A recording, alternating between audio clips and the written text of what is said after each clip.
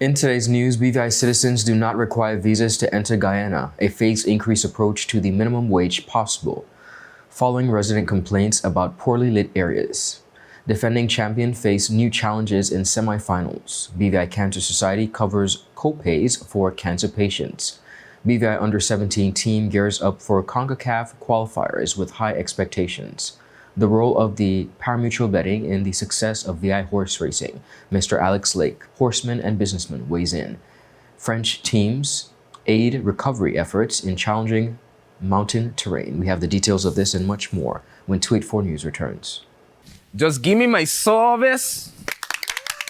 Yeah. Just give me my service. Just give me my service. Make the switch to CCT and get connected today. Unlimited talk, text, and data. Visit any CCT store or call us at 444-4444. CCT, Life Unlimited. That's just not cricket. No sweat, you with CG.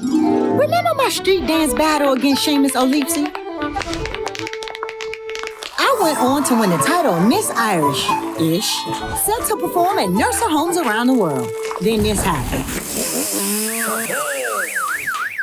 Seamus on you, Seamus. Anyway, I was covered. Let's bounce. Comprehensive motor cover for damage and more. CG Insurance. Good like that. Hello everyone and welcome to this edition of 284 News. It is Thursday, February 6th, 2025. I'm Ron Grant, bringing you the very latest out of Tortola in the Virgin Islands. A happy Thursday's wish to each and every one of you. Thank you all so much for joining us. Beginning on local newscast, the government of the Virgin Islands has confirmed that the BVI citizens traveling on British Overseas Territories passports do not require visas to enter Guyana. This clarification follows recent concerns after a BVI national was reportedly denied entry and asked to obtain a visa upon arrival. Premier Dr. The Honorable Natalia D. Wheatley addressed the issue at a recent press conference where he promised to follow up on the matter. I've gotten some conflicting reports. Some persons have said that they've been able to travel to Guyana on the BVI passport and they didn't have a problem. There was one incident where, I was called by a BVI national who got stuck in Barbados on their way to Guyana and was told that they didn't have the visa. So I did make contact with the authorities in Guyana to try to get that cleared up. So we will confirm. I have my acting director of international affairs here. So we will confirm that those visas are not required. Sometimes what happens is when you put on a visa on a country, they'll reciprocate. They'll put visas back on you in reciprocity. According to a statement from the Premier's office on Wednesday, February 5th, officials from the Guyana's Ministry of Foreign Affairs have verified that BVI nationals are eligible for visa-free entry and that the country's official website will soon be updated to reflect this policy. The statement further highlighted the BVI's commitment to strengthening its relationship with Guyana, referencing a cabinet decision on September 24th, 2024 to remove visa restrictions for Guyanese nationals traveling to the Virgin Islands. Now the move, viewers, was part of the territory's strategy to facilitate travel for leisure and business between two jurisdictions. The confirmation provides much-needed clarity following media inquiries about entry requirements for BVI travelers. The government has encouraged travelers to stay informed and check with relevant authorities ahead of travel with Guyana, while updates from the official immigration guidelines will be updated. On the matter of minimum wage, during a recent radio interview on local talk show Tola Radio, Premier of the Virgin Islands, Dr. The Honorable Natalia D. Wheatley provided an update on the delayed minimum wage increase. Premier Wheatley said updates will be forthcoming with the possibility of a phased increase approach. I'll be making an announcement sometime this month about when exactly we're going to see an increase in the minimum wage. We will see an increase in the minimum wage. I know businesses have to plan ahead, etc. So I want to give them advance notice, but we will see an increase. Most likely it will be a phased increase. We increase a certain amount, allow businesses the opportunity to adjust themselves to that amount, and then we'll review and increase again over time. The leader of government business also shared that considerations are being made for the possibility of an increase to the tax exemption amount from $10,000 to $15,000. Important to say as well, we're exploring the feasibility of being able to extend the tax exemption from 10 to 15,000. And the reason we're doing that is because we want to be able to share the burden with the businesses. We don't just want to put all the burden on the businesses alone. So we want to share that burden, and government give a little, businesses give a little, because we have to pay attention to the cost of living. I spoke to one particular business who said when they did the maths across all their businesses, the increase in the minimum wage would have resulted maybe in about, $300,000 to $500,000. And how much employees do he have? Quite naturally. That don't sound working. Quite naturally, those costs would have to be passed on to the consumer. So we make things more expensive. In speaking on the cost of living and drawing from recent international treaties happening within the United States, Dr. Wheatley said he is planning a trade mission to the Dominican Republic in order to lobby for agreements that can better assist the BVI in exporting goods from the neighboring country. And some of the same persons that you think you might be trying to help, you might be hurting them by making the cost of living go even higher. When you look at, for instance, Donald Trump in the United States of America, nothing against anybody who's a Trump supporter, but we're talking about putting tariffs on goods coming from other countries. Those things will solve to increase the cost of goods, and it's ultimately going to hurt the consuming public. So when we do these things, we have to do them holistically. I'm also exploring going to the Dominican Republic, which is a neighboring country. And you could say it's a Caribbean superpower because they're one of the largest recipients of foreign direct investment in the Western Hemisphere. Correct. They have a lot of agriculture and they produce a lot of products. I want to be taking a trade mission to the Dominican Republic to see how we can secure a trade relationship that can help us to lower the price of goods in the Virgin Islands. District Representative, the Honorable Melvin Mitch Turnbull, 2nd District Representative that is, announced plans to install 36 additional streetlights in King Garden Bay, following recommendations from a recent business community meeting. Turnbull met with a representative from the BVI Electricity Corporation on Monday to conduct a comprehensive assessment of lighting needs within the area. The project aims to improve security and safety for both residents and visitors alike. The district representative said he immediately engaged with the Minister for Communications and Works and the BVI Electricity Corporation General's Manager after receiving community feedback about poorly lit areas within the community. Installation is expected to begin once final costings are completed. He said, and I quote, "I remain committed to serving as I lead and ensure that our communities continue to thrive." Up next, viewers, we have much more on the local scene. We'll be right back after a quick commercial break. Some claim that the age of a true gentleman is far behind us, but we disagree. He may appear in different guises today, but the values and ideals that make him a gent still stand. The Art of a Distinguished Gentleman by yours truly, Ron Grant, presents Season 7. Introducing Travi Rose, Creative Director. Alex Lake, Businessman. Sean Black, Cinematographer. Dakari Wheatley Adams, Content Creator. Donandre Millwood, Educator and Musician. Hashim Dream, Entertainer. James Todman Sr., Contractor. Dr. Albert Tompkins, Psychotherapist. Walter Barrett, Author. Rakim Todman, Producer and Engineer. Kamal Letson, Photographer. Roosevelt Smith III, sales manager and hospitality professional. Leland Abraham, IT technician and cybersecurity analyst. The Art of a Distinguished Gentleman Season 7, every Wednesday at 8 p.m., exclusively on 284 Media.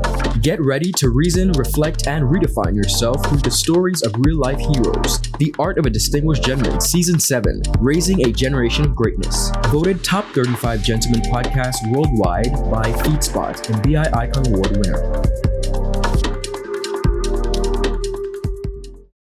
Start the year off with more. More speed, more downloading, more savings, and more fire. CCT Fire Fiber Internet gives you the speed you need to keep the whole family connected. Packages starting at $119 with speeds from 300 megabytes per second. Super fast, unlimited downloads, even more reliable connectivity, plus free live streaming TV for the family to enjoy. Sign up for the absolute best fiber internet service in the BVI, CCT Fire, and pay no installation fee. Plus, get CCT Live TV for free. You deserve more. Get more with CCT. Life Unlimited.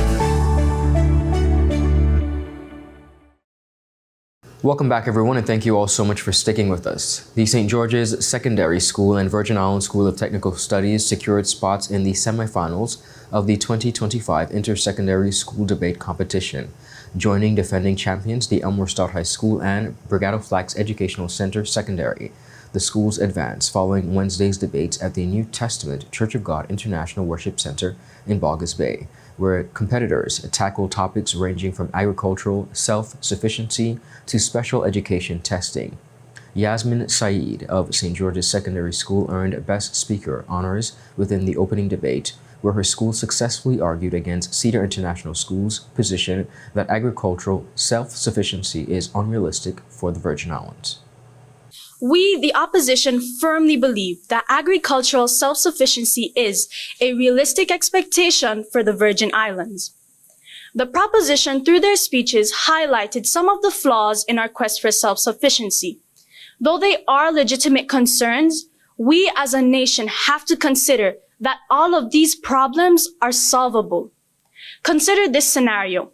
Mr. James, a dedicated farmer in the Virgin Islands, started with a small plot, growing fruits, vegetables, and raising livestock. Over time, he adopted smart techniques like rainwater harvesting, hydroponics, and crop rotation to overcome challenges like limited land and unpredictable weather. After Hurricane Irma, while imported food was delayed, his farm supplied fresh produce to neighbors. Seeing the potential, more local farmers followed suit, using innovation to boost yields. Today, farmers' markets thrive, residents source local produce, and dependency on imports lessens.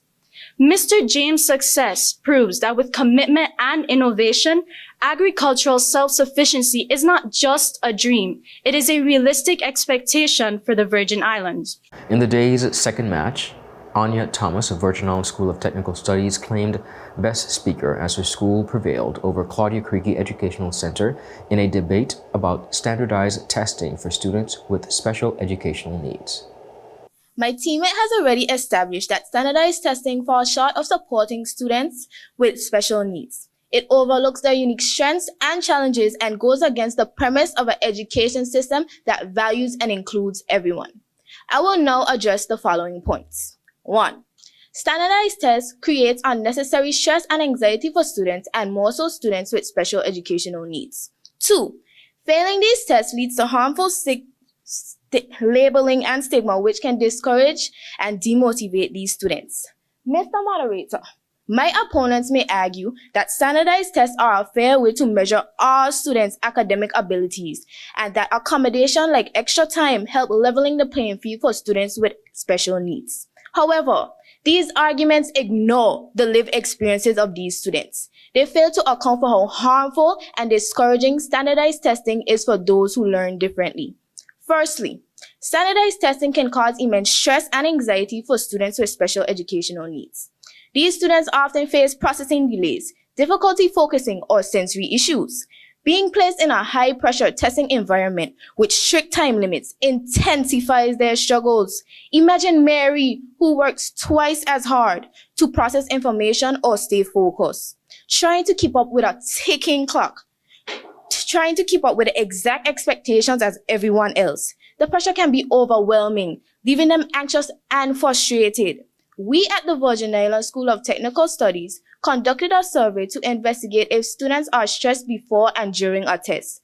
The results revealed that 95% of students are nervous and stressed. Mr. Moderator, the responses from our special needs learners were more disheartening as they expressed their escalating levels of anxiety as the testing date got closer. Now, the semifinals scheduled for February 26 will feature defending champions Elmer Stout High School facing Brigado Flags Educational Center Secondary School to debate mandatory mental health services in educational institutions. St. George's Secondary and Virgin Islands School of Technical Studies will then debate the sustainability of year-round tourism within the territory. Cancer patients at Penn Medical Center's Oncology Department received an unexpected gift of support from the BVI Cancer Society as they stepped in to cover their copay expenses on February 4th and 5th. The initiative, organized in observance of World Cancer Day, aimed to ease the financial strain many patients face while undergoing treatment. World Cancer Day, observed annually on February 4th, serves as a global reminder of the fight against cancer and the importance of collective action. This year, instead of simply raising awareness, the BVI Cancer Society took tangible steps to assist those directly affected by the disease. Tweet4 Media spoke to the president of the BVI Cancer Society, Ms. Gloria Foy, who revealed that this is what led to the patients' initiative. She said patients at the medical center were surprised and deeply moved by the initiative. For many, the financial assistance meant they could focus on their treatment and recover without immediate worry of out-of-pocket cost. We had an executive meeting and we were brainstorming, trying to figure out, what we're going to do. And then on the way home, one of the members said, why don't we pay the copay of all cancer patients on that day, on World Cancer Day, which was the 4th of February 2025. And we all agreed, I put it to the executive, and everyone thought it was a very good idea. And I too thought it was a very good idea, so it was a go ahead. Because, we want to do something special for persons who are diagnosed with cancer, because, when they're at the doctor, all they're thinking about, oh my God, I have to pay such a high fee, to get health service. So we thought it was a good idea, and actually it put a lot of smile on persons' faces. Beyond the financial impact, the initiative was a symbol of solidarity with cancer patients, reinforcing the message that they are supported and valued within the Virgin Islands community. Foy spoke about the gratitude expressed by some patients who said the relief gave them the flexibility to schedule follow-up care and additional therapies they might have otherwise postponed. I happened to be at Republic Bank on Tuesday 4th, and someone came up to me and said, Claire, thank you very much. And, I had to pause for a minute, because when we do things at Cancer Society, we do it with an open heart and we don't look back. So it took me a minute to understand what she was saying. I said, okay, no problem. And then somebody actually called me on the phone to thank me as well. She said, Gloria, the Cancer Society helped me at a time I needed help away, and y'all helped me. And I was so pleasantly surprised when I went to Penn's Medical again yesterday. And, they received a payment. So I am happy about that. It's not always people will come back and say thank you, but we don't mind. If we could help one person, we feel good. And if one person to thank you, we feel even better. The BVI Cancer Society say they remain dedicated to advocacy, education, and direct assistance, ensuring that those affected by cancer receive both emotional and financial support. Through initiatives like this, the Society continues to make a real difference in the lives of cancer patients, one act of kindness at a time. Up next, viewers, we have much more on the regional scene. We'll be right back after a quick commercial break. Hello and welcome to today's episode of Pop the Balloon or Find the Connection. Let's meet our first contender, ladies. Okay, Joey, so do you have any toxic traits? I'm very restrictive. I don't give more time. What you get is what you get. I don't like to give unlimited time. That's it. Okay, can you tell us why you popped your balloon? That's a little too restricted for me. Thank you for coming. Okay, ladies, so let's meet our second contender. Sorry, excuse me. Why did you pop a balloon? I could give you minutes, data, unlimited call, overseas call, fiber. What else you need? My friend used to date you. You are a scam. She used to be for everything and more. Nothing to offer. Okay, ladies, let's welcome our last contender. You look nice. Can you tell us your name? Thank you. My name is Christian Charles Thomas. They call me C Sweetie. What do you have to offer these ladies? Well, security, trust, unlimited time, and a pretty fast. Okay, so do you have any deal breakers? Nah, but here's my number. 444-4444. Y tú, vida ilimitada. Okay, guys, so no pop balloons. For a fast, reliable, and secure connection for your personal or business life, call us at 444-4444 or visit any of our CCT stores and we'll get you connected with the perfect match for you. Welcome back, everyone, and thank you all for sticking with us. Moving right along with their sights set on a strong start at the 2025 CONCACAF Under-17 men's qualifiers in Costa Rica, the British Virgin Islands national team is ready to showcase its talent in the region's premier youth competition. The team will kick off their campaign against St. Martin on Friday, February 9th. Speaking at a press conference before the squad's departure on Wednesday, head coach Clinton "Teeny" Percival emphasized the team's commitment to competing at a high level.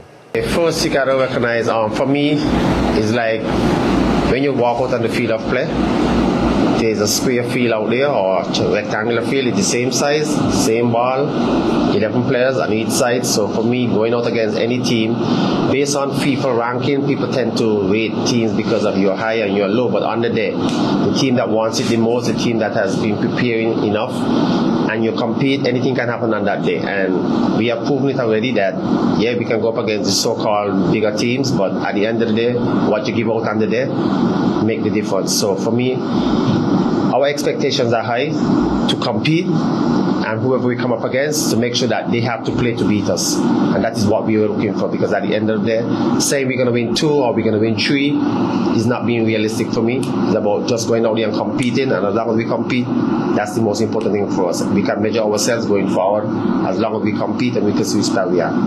The BVI team has been training consistently at least 4 times a week, according to BVI Football Association Technical Director Paul Deco.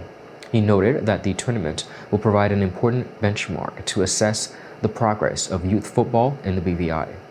We've been at it 4 days a week. We were fortunate to have friendlies against USVI about 3 weeks ago. That afforded us an opportunity to see the full squad and make the decisions that needed to be made with regards to the final team. Coming out of that, we were able to gauge ourselves in a way where, it gives us a pretty clear picture of what we need to do for our final preparation, which took place over the last 2 weeks. So, all in all, we're confident. And again, as Coach said, the ability for us to be competitive at this level is very important as a start point. The wins and losses will be on the day. And we just want to see the boys represent the country well and set the foundation for those that will come after. Placed in Group B, BVI faces a challenging lineup after their opening match against St. Martin. They will then take on Trinidad and Tobago on February 9th, host nation Costa Rica on February 11th, and Guyana on February 16th. Now, viewers, the winner of the group will earn a coveted spot in the 2025 FIFA Under-17 World Cup, making each game a crucial battle. With a dedicated coach, staffing of a determined squad, Team BVI is ready, they say, to rise to the occasion and provide their potential on the regional stage. Fans at home will be eager to see how the young talents perform as they take on some of the best teams in CONCACAF. Businessman and horseman Mr. Alex Lake, in a recent episode of The Art of a Distinguished Gentleman, weighed in on the ongoing battle to solidify a robust PARA-MUTEUL betting commission within the Virgin Islands. The question was posed as Christian liberals within the Virgin Islands continue to push against such a development. Lake credited former Premier Andrew Foy for passing the Gaming and Betting Act, despite the Christian community's pushback. I was so proud of Andrew Foy when he passed the Gaming and betting law. It is such a necessity in this new age, this day of life, and it's everywhere. I have seen so many Christians playing the tickets that the ladies sell on the side. That were illegal for years. I have seen them. I have boat up in so many of them on cruises growing up, cruise ships. And the first place you'll meet them is in the casino. They're on the slot machine and they're having a grand time. You can't tell them they're on vacation. You can't tell them nothing. I don't see them any less as a Christian because of that. Thank you. I see them enjoying themselves. They said the Bible is talk about liquor, just like they talk about gambling. Is anything in excess? Correct. The abuse of it. The abuse of it. That's all. We do gamble on the racetrack. We do gamble in the sport of horse racing. Lake suggested that persons fighting against such expansions are hampering the development of not only the sport, but the territory. We have to hand-to-hand bet, what we call hand-to-hand betting, because there is no PARA-MUTEUL. But PARA-MUTEUL, you could bet on horses and sports anywhere on the world. And it goes on any and everywhere. So they're trying to fight that down like it's some bad thing. But while fighting that down, as you said, what about all the good that it brings? What happened to all the good that the sport brings? Trying to fight down one thing, which is ain't even needed to fight down. Correct. You know what I mean? But it brings so many good. If they see how much good we do for the young people down there, and you know, it brings when you put it on a scale, what they think is so Christian or not being Christian versus all the great and the good that it's doing, it dynamically outdoes itself. For the full interview, visit all 284 media platforms. Recovery teams have retrieved 2 bodies from the wreckage of a 172 aircraft that crashed in the mountains of La Plaine, Dominica's National Security Minister Rayburn Blackmore announced on Monday. The aircraft, carrying 4 people, went down shortly after departing Douglas Charles Airport for Martinique on January 26th. Air traffic controls lost communication with the plane at 3:46 p.m. Search teams located the wreckage the following day on a mountaintop in La Plaine on the island's southeast coast. The remote location posed significant challenges, of course, for recovery efforts, prompting authorities to seek assistance from French rescue teams. French authorities from Martinique deployed a helicopter and specialized personnel trained for high-risk operations. Despite their expertise, 2 victims remain trapped in the wreckage, forcing officials to revise their recovery strategy. Now, the Dominica Air and Seaport Authority confirmed the communication loss, but has not released details about the crash's cause. French authorities have launched an investigation into the incident, and officials are withholding victims' identities, of course, to protect their grieving families. Viewers, that is it for today's News Roundup. Be sure to follow us for your daily news updates at 284media.com. Of course, follow us on our WhatsApp channel for daily updates, as well as Facebook, 284media, and 284BVI on Instagram and X, formerly Twitter. I'm Ron Grant. Have a safe and enjoyable evening. A happy Thursday is wished to all. Goodbye.